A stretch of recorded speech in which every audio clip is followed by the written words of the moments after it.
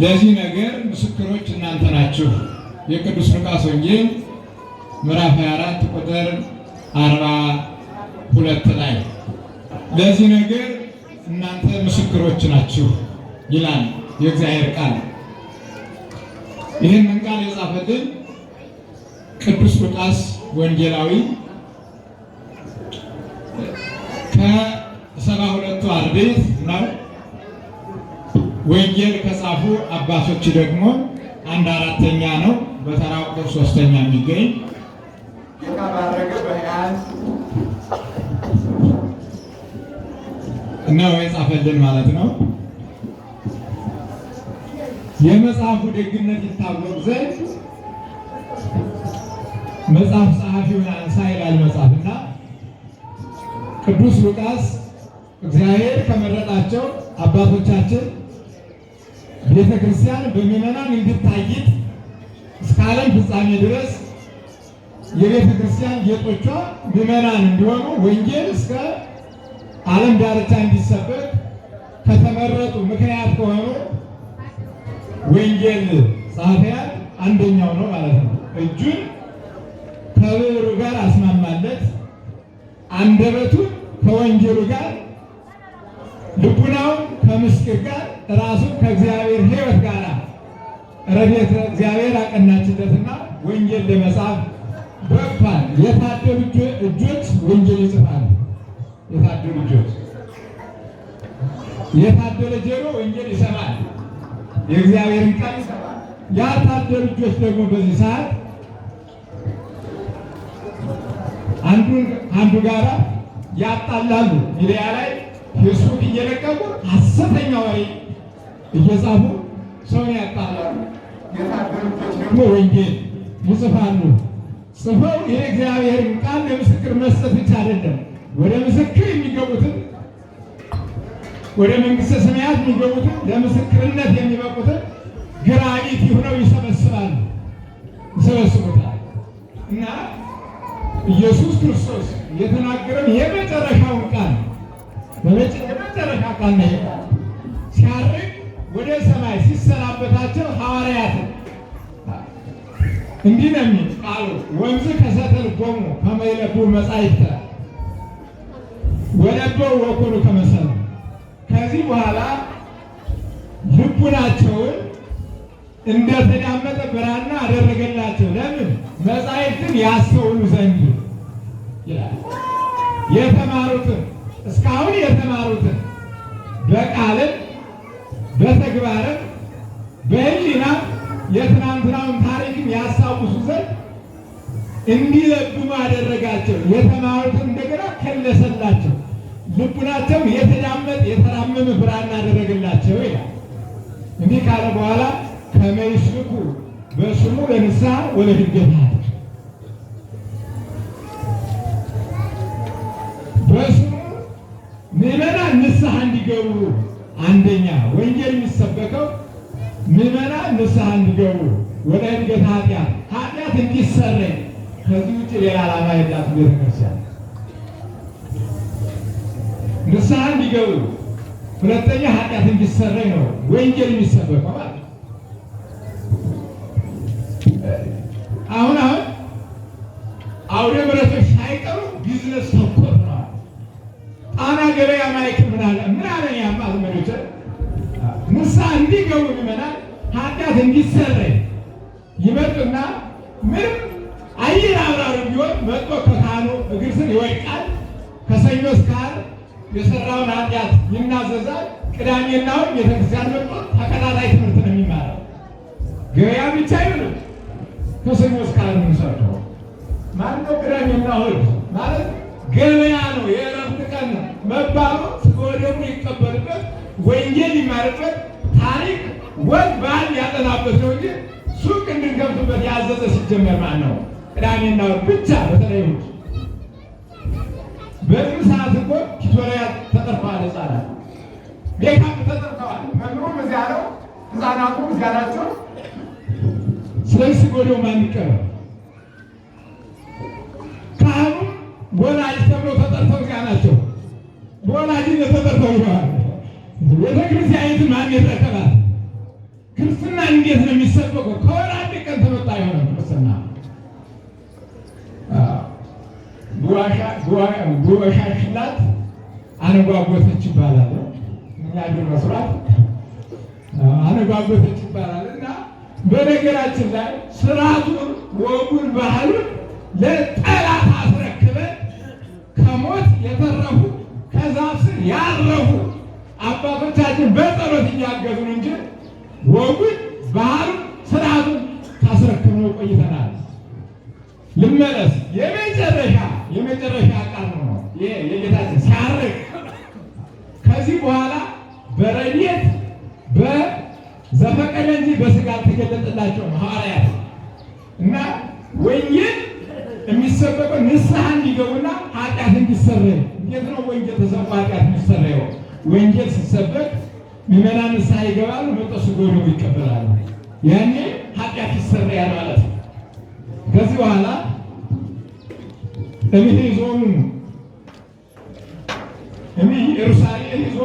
ኢየሩሳሌም እስከ አጽናፈ ምድር ከኢየሩሳሌም ጀምሮ እስከ ዓለም ዳርቻ ድረስ ወንጌል ይሰበካል። ለወንጌል መዋቅር የለውም ሲጀመር። የከሌ ሀገረ ስብከት የከሌ ቦታ አስተዳደርና ወንጌል ይለያያል። ማንም አይገድበው።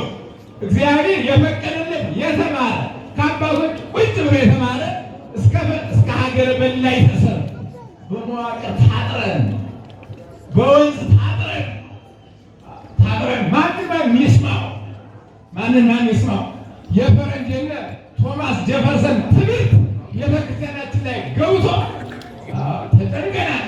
ማን ይስማው? አንሰማም። ስንናገር ጸሎት የለም፣ ውዳሴ ማርያም የለም፣ ስግደት የለም። በቃል ብቻ እንሰብከዋለን። ህዝቡ በቃል ተሰብኮ ይሄዳል። እዚያው ደግሞ ይገዳደላል። ውጤት የለም። ለዚህ ግን ምስክሮች እናንተ ናቸው። ሌላ ምስክር የት እናመጣለን? ጊዮርጊስማ ምስክርነቱን ጨርሶ ይሄዳል። ቅዱስ ሚካኤል የሚመግበው ጊዮርጊስ ከባዶ ቤት ምግብ የሚመጣለት ነው። ምስክር እሱ ነው። ስለዚህ ምስክሮች እናንተ ናቸው። ጌታችን ነው ሐዋርያት ነው እንዲህ ያላቸው።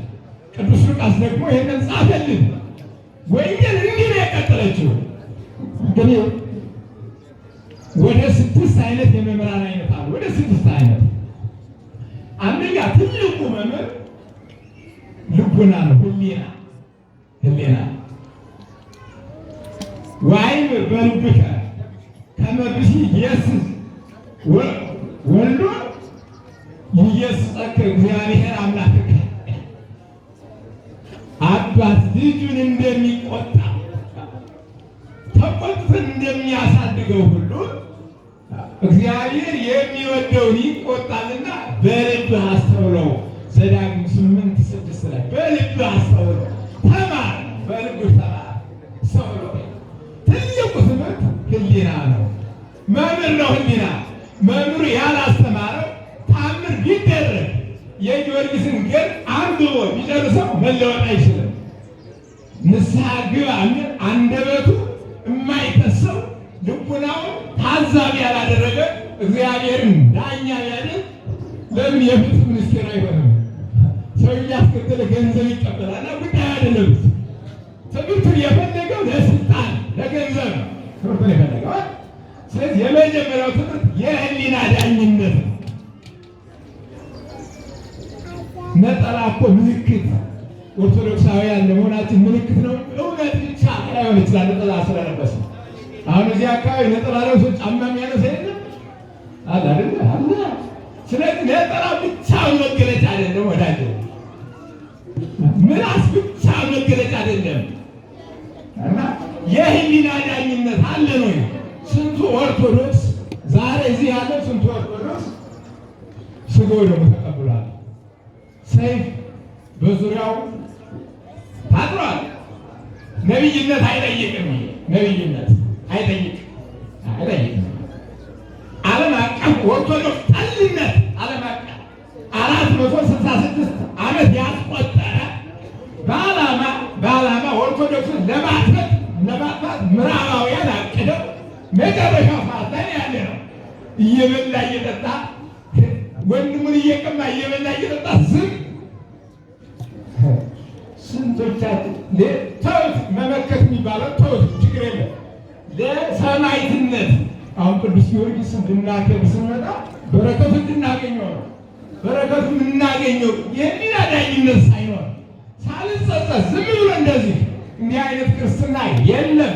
ማነው ያስተማረን? ከባህር ዳር ተነስቶ በፕሌን አዲስ አበባ መሄድ፣ ከአዲስ አበባ ሲሆን እንዲህ አይነት ክርስትና የለም።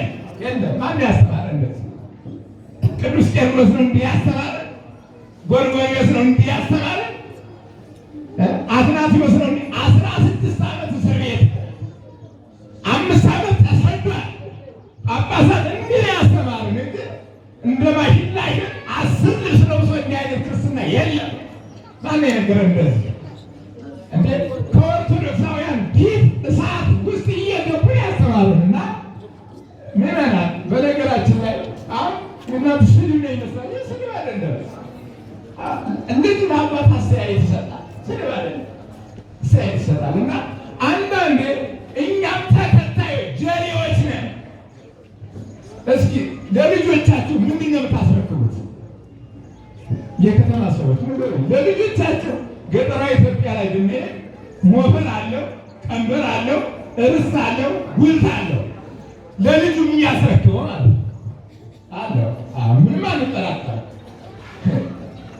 ይህ መሬት ለምወደው ይላል።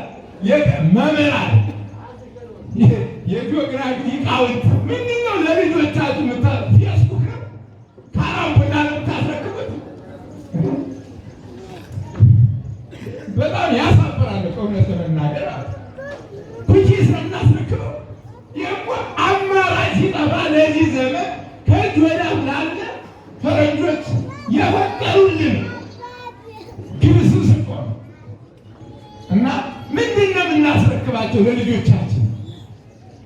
ባህል አለን፣ ወግ አለን፣ ትውፊት አለን፣ የትምህርት አስተዳደግ አለን። የግብረ ገብ ትምህርት መቼ ነው የቆመ? ለዚህ ምስክሮች እናንተ ናቸው። ይህን ትተን ኧረ እንዲሆን ለምን ማሆነው እንሆናለን እንጂ እንሆናለን። እና ለዚህ ሁሉ ምስክሮች እናንተ ናችሁ። ልመልሳችሁ ወደ ርዕስ። ከኢየሩሳሌም ጀምራችሁ እስከ ዓለም ዳርቻ ድረስ ትሰብካላችሁ። ለዚህ ምስክሮች እናንተ ናችሁ ካለ በኋላ እጆቹን አነባብሮ ባርኮ ወደ ሰማይ አረገ ይላል። ወጣ። እኔ የፈለኩት አሁን ምስክርነት የሚለው ነው። ሰማዕታት ሲባሉ ምስክሮች ማለት ነው። ምስክርነት ማለት ምን ማለት ነው? በራሱ እግዚአብሔር ይስጥልኝ ተሸነፉ ማለት ነው። መልካም። ስለዚህ ይህ የቤተ ክርስቲያኒቱ መገለጫ ነው። ስለ ክብረ ወንጌል ነው፣ ስለ ግለሰቡ አይደለም። ካባ ስለ ክብረ ወንጌል ለክብረ ወንጌል አባቶቻችን ካጋቸውን በልበው ካባቸውን ለብሰው በቤተ ክርስቲያን በምዕራብ በኩል ምዕመናኑ ወደ ምዕራብ፣ ሊቃውንት ደግሞ በምስራቅ በኩል ይገለጣሉ። እግዚአብሔር በክበበ ትንሣኤ ሲገለጥ ያንን ነው የሚያስተምረው።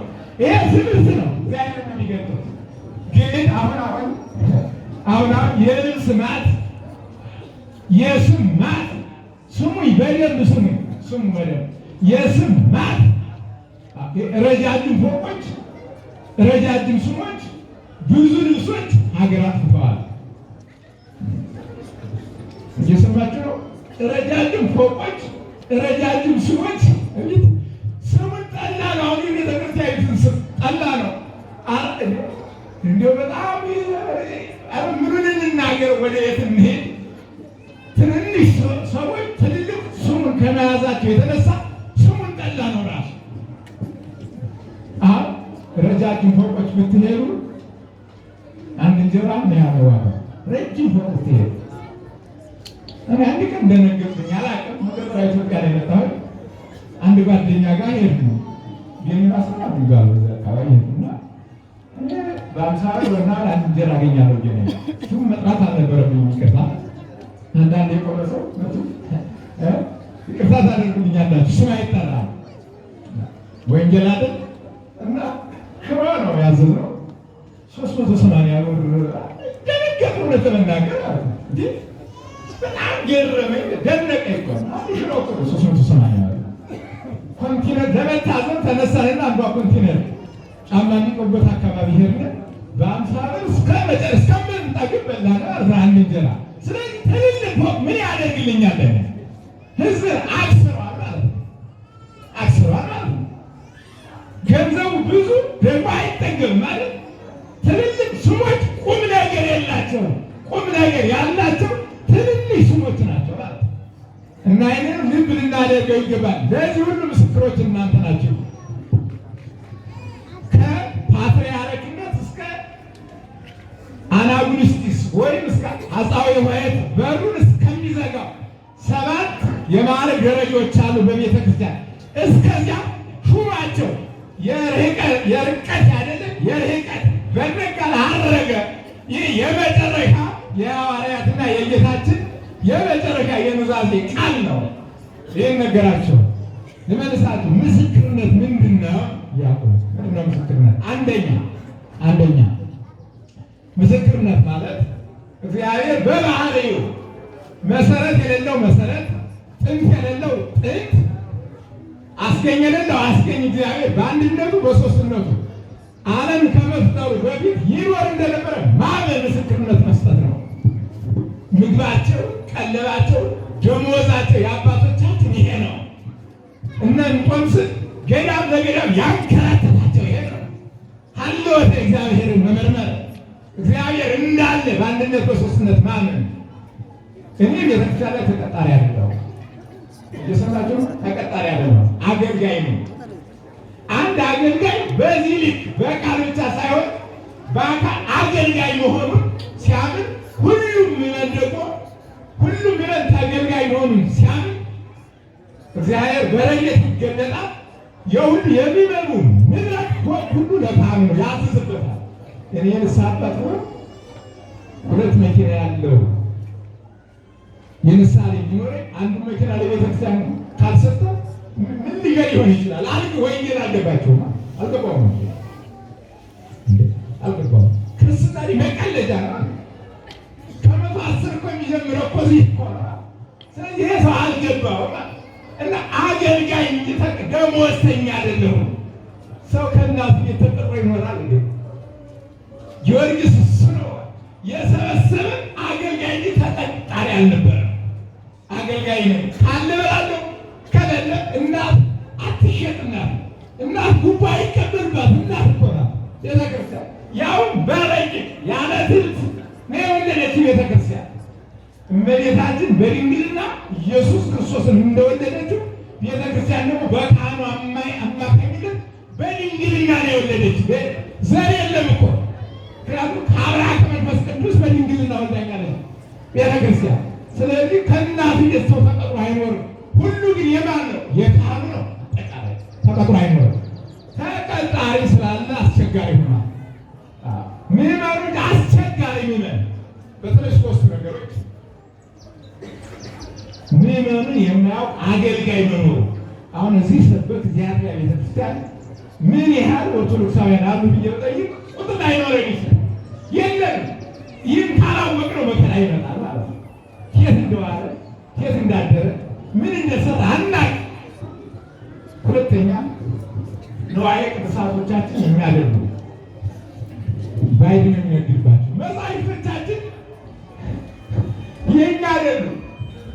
ጀርመን፣ አሜሪካ፣ ፈረንሳይ እዚህ ውስጥ እዚሁ ግለሰብ የሚያሳትማቸው ለኢትዮጵያ ሊቃውንት ለሁሉም ለጉባኤ ቤቶች በነፃ ማስተማር ይችላሉ። መጻሕፍቶቻችን ግን ግለሰብ በጣም እኮ ያሳፍራል።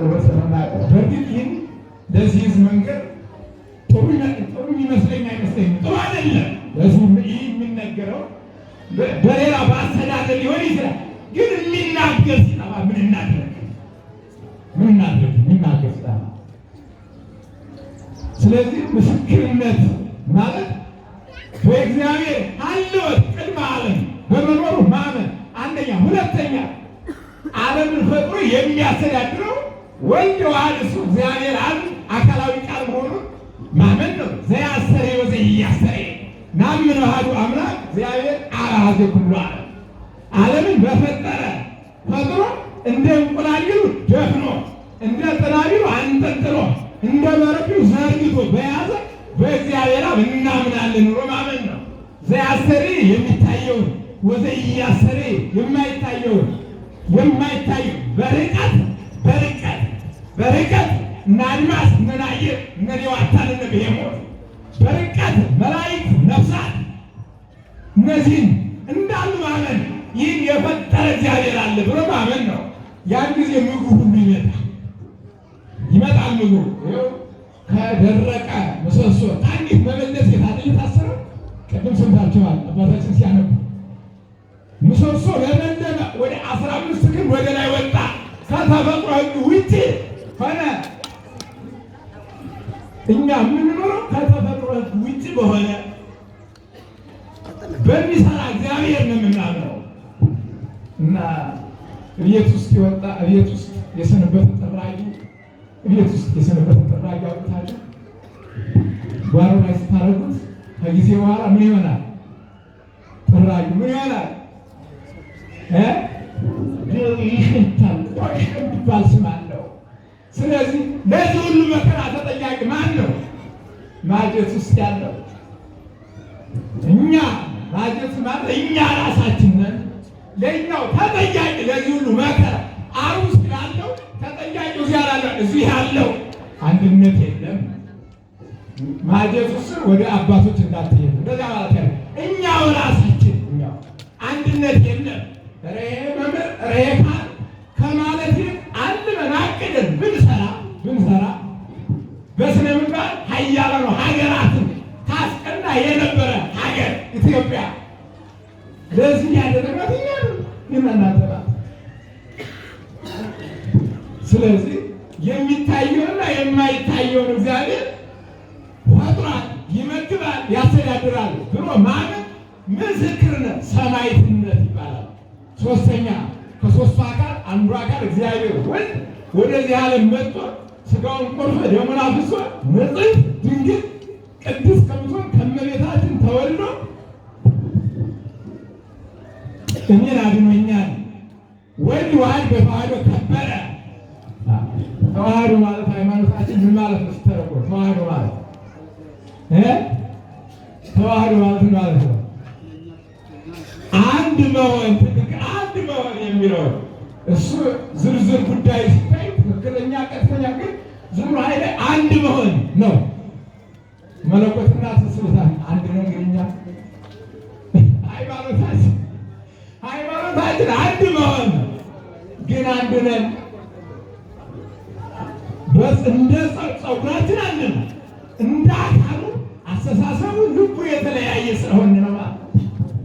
ስለዚህ ከእመቤታችን ተወልዶ ምንን መሰረታት? ልምጣ ወደዚህ ምንን መሰረታት? ቤተ ክርስቲያንን የመሰረታት በደሙ ፈሳሽነት በማይገቡ ቤተ ክርስቲያንን መሰረታት። ይዟት ወጣ ወደ ቀራንዮ። ያቺ ቤተ ክርስቲያን መኖሯን ማመን ነው። ቤተ ክርስቲያን የምንባል እኛ ስለሆነ ነው። ወደ መሰረታዊ ጉዳይ ልምጣ። ለዚህ ሁሉ ምስክሮች እናንተ ናቸው ካለ ስለዚህ በቤተ ክርስቲያን ማመን ነው። ኦርቶዶክስነት በቤተ ክርስቲያን ቤተ ክርስቲያን ማናት? ቤተ ክርስቲያን ማናት? እኔና እናንተ ነን። ጥቅል ሀሳብ ስለ ቤተ ክርስቲያን ዝርዝር አላወራም። ጥቅል ሀሳብ እኔና እናንተ ነን። ቤተ ክርስቲያን ከሚባለው አንዱ ማለት ነው ቅዱስ ጊዮርጊስ። የሁሉም ቤተ ክርስቲያን የሚለውን በዝርዝር ላሳይ። ቤተ ክርስቲያን የሚጀምረው ከዓለመ መላእክት ነው። እንተ በምድር ሥራዊሃ ወበሰማይ ቅድሃ። በላይ መላእክት አንደኛ መላእክት የሚከትሙባት ቤተ ክርስቲያን ስጋው ደግሞ ስጋው ሲፈተት ደግሞ ሲቀዳ ሲፈስ ሁለት ክንድ ማለት 3 ክንድ ከስንዝር የሆነ ሰው ብቻ አይደለም ሲያለ በዙሪያው እኛ የማናያቸው ረቂቃን መላእክት ናቸው። ሚካኤል ገብርኤል አብሮ ምንም የሚያጅብበት ቤተክርስቲያን እንዳለች ማመን ነው። መንክር ስለተሳሳተ ቤተክርስቲያን ተሳሳተች አይባልም። ግለሰብ ማንኛውም ግለሰብ ስለተሳሳተ ቤተክርስቲያን እንዲህ እያደረገች አትባልም። ነውር ነው። እዚህ ቤተክርስቲያኑ ትልልቅ አባቶቻችን አሉ። ዙሪያችሁ ስታዩ ትልልቅ አይናማ ማለት ነው። በዚያው እና ቤተክርስቲያን ቅዱስ ጊዮርጊስን ያፈራች ለዚህ ሁሉ ምስክሮች እናንተ ናቸው። ከቤተ ክርስቲያን ነው የተወለደው። መላእክት ምን ይሆኑ? ጫፎች። መላእክት ለኦርቶዶክሳውያን ምንድን ናቸው? ወንድም ናቸው። ትልቅ ወንድም። ቅዱሳት መጻሕፍት መላእክት ታላቅ ወንድሞች ናቸው። የእኛ ወንድሞቻችን መላእክት ናቸው። ራቁትህን አትዘርጋ፣ አንተ ባታፍር የሚጠብቅህ መልአክ ያፍራልና። ስለዚህ እኔ ራቁቴን የማልሆነው በሚያይ መልአክ በማላየው መልአክ እየተጠበቅ ክርስትና ማለት በመልአክ መጠበቅ። ሚስካየች እክልያየ እነክልያዩ ምን ትምህርት የለም። የኛ በሊና ዳኝነት በመልአክ መጠበቅ ነው ማለት። ለዚህ ሁሉ ምስክሮች እናንተ ናችሁ። ምናልባት በኋላ ነው ርዕሳችንን